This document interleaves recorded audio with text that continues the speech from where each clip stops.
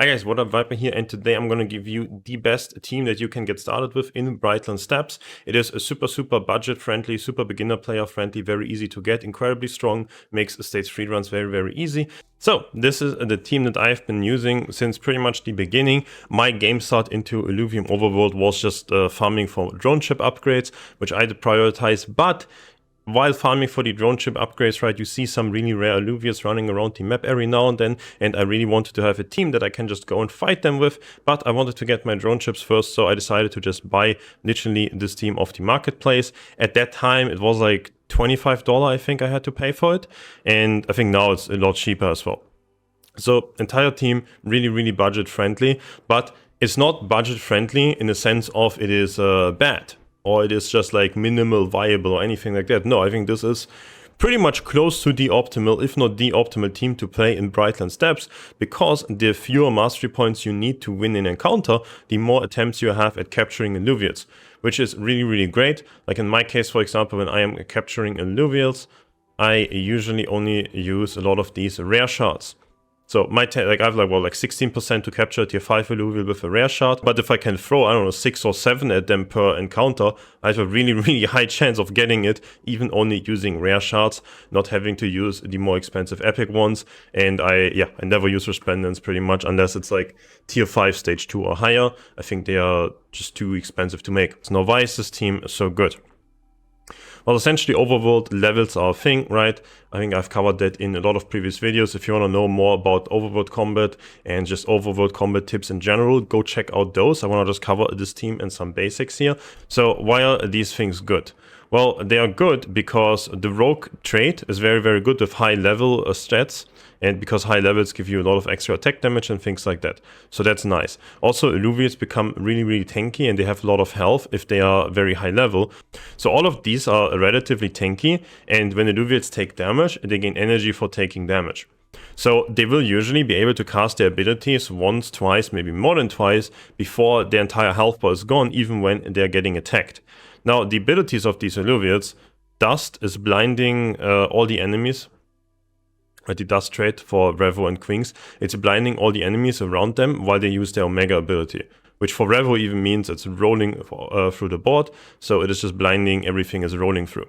So blind enemy team doesn't do damage with auto attacks while they are blinded. Apon is a stun, Lura is a stun, Gorilla is a taunt, which also like misdirects the enemies for a little bit. This guy also AoE blind, and then we have AoE shielding from the Revenant Illuvians.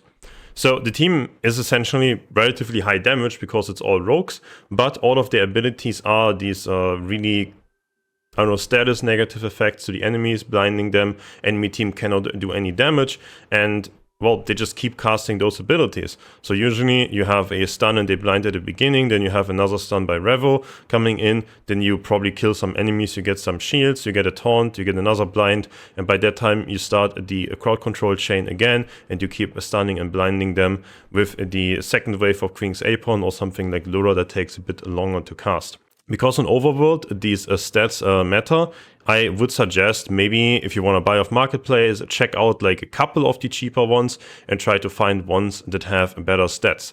For rogues mainly, obviously attack speed and attack damage is really good. Most of these also scale pretty well with Omega power, so those are the ones that I would look out for the most. Obviously having health and resistance is also nice, but yeah, you tend to want to have damage stats on the rogues and maybe a bit more defensive on, for example, the Quinks. I think my Quinks is not even that good. I probably could have bought a better one, but I just wanted to start the game and I didn't scan through the marketplace so much back then. Okay guys, so regarding positioning of the team, this is from my latest Twitch stream at the time. I'm live streaming literally 10 hours a day at the moment, so there's a lot of fights. I thought this was an interesting one because here it is a relatively difficult enemy team that we are facing, right? Essentially, we see the enemy team has attack speed buff. I think this is some crit amplifier and attack damage buff. So it's like pretty scary because it's a super high damage dealing enemy team. And the scary part is if your Illuvians get killed while casting their abilities, and they don't get them off, so that they cannot just keep crowd control chaining the enemy team, because you're essentially not really playing a tank or anything, right? Your tankiness comes from just blinding and stunning the enemy team. So usually positioning wise, you want to put Apon and Quinks relatively together at the front line, so that enemy team clumps around them and they can AoE stun with Apon, AoE blind with Quinks, all of the enemy team. Then you want to check that Revo is preferably using the ability that's targeting the furthest away enemy and hitting as many enemies as possible on the way. And that furthest away enemy is actually something that's in the clump around your Apon/Quinks as well. So here, it's all essentially melee guys, and they're all gonna run up, so it's very easy. I could just put Revo here, or I could put Revo here. The melee guys are gonna be the closest. It is a bit more tricky if, for example, there's a ranged Illuvian in this corner, and I put Revo here, then the ranged Illuvian here is further away, and my Revo wouldn't run to the melee guys and wouldn't blind the enemies, but go to the range, and ability would literally be useless. So try to position Revo in a way that either you just kill the ranged Illuvian in the other corner maybe, or something like that, but just make it that Revo, the furthest enemy target, is around this melee clump with Apon and Quinks, so that they can go usually stun into blind, into Revo blind, into something like Chocondi blind, Lura stun. That is how the fights usually go, and by that time you have like a second Apon stun, second Quinks thing. Now this was pretty late into a run, that's why I have like some ring nuts on some Illuviates here as well, and I've used, these are pretty much all, I think, tier 0 consumables. Outside of the max Flora Ball on the Quinks. Flora Ball, really good on Quinks and Apon, just the tank stat pretty much boost, so that they can get off their first ability. Omega Power / Energy Region, really good on Revo, so that Revo keeps using the blind ability as well, crowd controlling the enemy team. And then the Gumbo drops are very good on especially the 2 fire Illuviates, the Predator and the Revenant one, because they do a lot of auto attack damage and they benefit the most of those. So enemy team super high damage, even these small units, and here Apon didn't even get an ability off, right? Pretty scary, but we managed to get the blind of Quinks into the blind of a Revo, and then we start slowly killing them. My team gets shields, and Quinks survived until the second blind, and yeah, enemy team gets annihilated, pretty much because we had them blinded for more than half of the duration of the fight. If they're not blinded, like you saw at the beginning, my Ranger, for example, even the small Vermilia there, literally 2-3 auto attacks, and my units would die. For further like overworld combat tips and positioning specific videos, I have multiple videos about positioning, and I have a couple of videos about hyper and like all the other tips and tricks on overworld combat from the testnet phases of the game. Definitely still valuable, definitely still worth to check out if you want to know more about all of this stuff. I just wanted to show you guys the team that I think is really, really good for Brightland Steps, because first of all, super efficient units. Very strong abilities, very good scaling with the level system of the game. The elements match really, really well versus Brightland as well, because you have the triple fire, very good versus nature and air. Then, while air is not that good versus Brightland because there's a lot of nature Illuviates, but because you play this fire-earth combo, your team happens to be weak if the enemy team just has like a couple water Illuviates every now and then, which definitely does happen. So they just kind of, fire is your strong side of the team, and then earth and air kind of cover the potential weak sides of the game. And if you face the standard like nature air enemies, the team is just really, really chill versus that, because the rogues can just assassinate those nature air empaths, which usually they are, right? And more on this like empath / tanky side of things is a lot easier to beat those than a lot of the other elements. And then you can counter the fighters and the earth things and so on with the blinds, etc, etc, etc. Another super cool thing about this Rogue Revenant Dust team is now that the Abyssal Basin is unlocked, and the Abyssal Basin is mainly a water and nature region, it is really easy to literally just keep playing this team.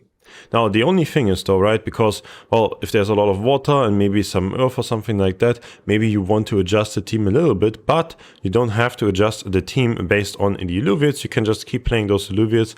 That is totally fine, because, well, against nature, Fire is really, really good against nature, earth is good against nature, and air is weak against nature. Okay, sure. If the enemy encounter is a bunch of nature, you just play the standard thing with the fire dagger. And if the enemy encounter is a lot of water, then you can, for example, be like, okay, if I play triple fire and triple earth, that is slightly weak to water, let me swap to the air weapon on my ranger. You lose the fire trait, that is totally fine. It's nice to have fire, but hyper is way, way more important. It's way crazier stat bonuses that you get on your team, / that the enemy team doesn't get. So you just adjust your ranger weapon depending on what you're fighting against. You fight against a bunch of water, you just put your ranger on air, you have 4 air units. You fight against a bunch of earth, for example. Earth would be good versus the triple fire thing as well. You can just swap your ranger weapon to water, and then you want to keep your ranger a little bit alive at the beginning of the combat, so it like keeps essentially debuffing the enemy team's hyper, and you're good to go. So this obviously is super important for Abyssal Basin. In Crimson Waste you can kind of also use this logic, but I would prefer to go a different team there. So here we have the team that I think is going to be really, really efficient for Crimson Waste, because Crimson Waste is a lot of fire, a lot of earth, and a little bit of air mainly. It's very little water, very little nature usually. The top thing versus fire and earth is water, right? I think one of the top alluvials to fight just like, I don't know, anything in the overworld with, if it gets the hyper bonus, I think is Exodon. Exodon greatly benefits of having more health and having more mega power, and those stats go up increasingly strongly with levels. So Exodon, a very, very good unit, and it's a tier 1 stage 3, so it's relatively easy to get. You do need 9 Atlas, probably just buy Marketplace, it's like a few $, right? And then Caradula, Riptorus, really good other water alluvials that just match with this tanky playstyle of Exodon well, because a Toxic is going to help you out just dealing damage, and Riptorus is a fighter, best single target, hyper, super high single target damage, so you can just kill the enemies one by one with that. Well, because we're essentially playing Exodon as our big main tank, and then Caradula is probably like the secondary kind of tank, we want to support them with some healing-oriented things. So I do have a tier 5 alluvial in here, Ador. Obviously, that's like, I don't know, a little bit more expensive, maybe not that easy to get at the beginning of the game for you. You can just buy it on the marketplace, or you can also play like a more budget-friendly thing. You can play Nature Atipo instead. Obviously, that's gonna be weaker by probably a relevant margin, but yeah, you can just play Nature Atipo instead of the Ador if you want to play a bit more budget on this side. Then I think Archie or honestly Atipo. Very, very arguable that Atipo could be better than Archie because it heals a little bit more. But yeah, both Nature Empath can definitely support your tanks, and you can kill the enemy team over time, either by your guys getting hyper buff and single target damaging them down with Riptorus and other fighters, or by just AoEing them down with Exodon and Toxic and similar like that. Then, because we play some kind of like Bulwark Empath fighter setup, Apon, very, very strong Empath for that. Also, if you fight against fire alluvials, Apon Earth will likely get hyper, will trigger the Empath hyper, that is an AoE healing and AoE healing efficiency bonus. So super, super strong hyper on the Empath side. Essentially, these are the 3 best hypers that you can have. It's the Bulwark, crazy damage reduction, fighter, crazy single target damage, and Empath, a crazy healing plus healing efficiency bonus. So that if you fight this team, like air is essentially the weakest thing that you can be up against, but then you have a double hyper Empath, so they can probably just sustain your team through anything the enemy team has. And if they are not an air team, then you will have a lot of damage / a lot of super high damage mitigation on the water guys. This is like the budget version of this, right? You can definitely upgrade Riptorus to a Riplance, and then you have 2 Berserker as well, which is going to be a great deal of damage increase. And there are a lot of other variations and options that you can play with this team for sure. This is different to in Brightland Steps, where I would say those are the 8 alluvials, and you just play those 8 alluvials. There's not much else that you can do or that you can optimize for or try out. Here, you can definitely go, for example, for a Riplance. you spend more mastery points, but the fights are gonna be easier. I guess a similar thing can be said about the Brightland Steps team. If you want to make the Brightland Steps team stronger, you can just play the stage 3 versions of them, but then, yeah, the stats increase by a little bit, abilities increase by a little bit, but you pay more points. Similar thing here, but the spike for Riplands compared to Riptorus is a lot more than any spike on the Rogue team. So that is a really big improvement that you can do here. You can also just not even play these two as the water Illuviates, and you can play, for example, something like Tsunami or a lot of other options. But yeah, this is like a chill base or base thing that you can go for. My Ranger is currently the 3rd Bulwark in the team. You can also consider to essentially, instead of using a Earth Doka, you can go use a foe. Do I have a foe? I don't have a foe. I don't have a Forest right now. But yeah, you can use a foe, for example, as a nature fighter damage dealer. And then instead of the Earth Doka, you can just put an Earth Grokko. So that's another small optimization that you can do if you have those Illuviates, and or if you want to, if you're okay with spending more mastery points for the fights. And then there's a bunch of other stuff and options that you have, because in this team, you're just playing around mainly Exodon, because Exodon with high levels and good stats from the overworld is just a really, really crazy unit. You want to support it with some healing, because then it is this immortal tank. And yeah, you can, for example, also support it with the other Tsunami unit in the game with a Flood. And you can support it with essentially anything that really does this healing thing for it. And then you want to have some kind of damage output behind it, or you can go for overtime in every single fight, but I think that is a bit scuffed. You probably do want to have, I think fighters are just the best, honestly, because fighters, you can buff a tremendous deal with the consumables, especially the rare Gumbo drop, incredibly powerful consumable on fighters, and that is gonna be really, really easy to go for all of those fights then. For positioning, this team is a lot easier and more straightforward, I guess, than the Rogue team, where you have to think, okay, what do I want to assassinate first? And maybe the Quings, right? Like maybe you're not really used to putting Quings as a tank or Apon as a tank, right? Here it is, well, Exodon is your strongest tank. Karadulu is like your 2nd strongest tank, and your Ranger is kind of just there, honestly. But those two main tanks, they want to tank the enemy team. They want to stand close to Apon, close to Archie, so that Archie can heal them, so that Apon can stun the enemies around them and damage buff your team. And yeah, then your Riptorus and your Mankier likely will just pound the enemy team. Ador is probably just going to keep your guys alive. You can use Rare Basket Fruits and Flora Balls on your tanks. Those are just the tank buffs.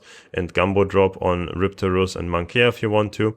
And you can go for the Jelly Fruits on Ador. Very, very good, because energy regeneration and Omega power gain is very powerful. And yeah, if you want, you can also put this on Archie, obviously. A good ability that heals a little bit, but it's just a tier 1, stage 1, so the ability is a lot less meaningful than Ador's ability. Now, if you guys really like the content, think it is helpful for you, and you're gonna go and start playing the game, you can, on the website, right, with your Passport account, click on your name on the top right, go to your profile, you can go to your account settings, and there's this referral code that you can type in. And yeah, I'd greatly appreciate if you type in Viper here. You just click on add referrer and you type in Viper. And yeah, I would really, really greatly appreciate that. So this is right, this is like Illuvium's creator support kind of thing. You guys can see people that use my code have spent like roughly 0.1 ETH so far. And there are different creator tiers that you can reach. For like 0.1 to 0.5 ETH, you get a 3% commission. It's like a cool thing. I think especially if you're a player that goes spend some money, sell items, buy more fuel, sell items, buy more fuel, it would be really, really good if you could use my code there, because then you essentially would be generating a lot of revenue, right? So that would be really, really cool and greatly appreciated. Definitely helps that the content can keep coming. Hope the video helped you, and see you guys soon.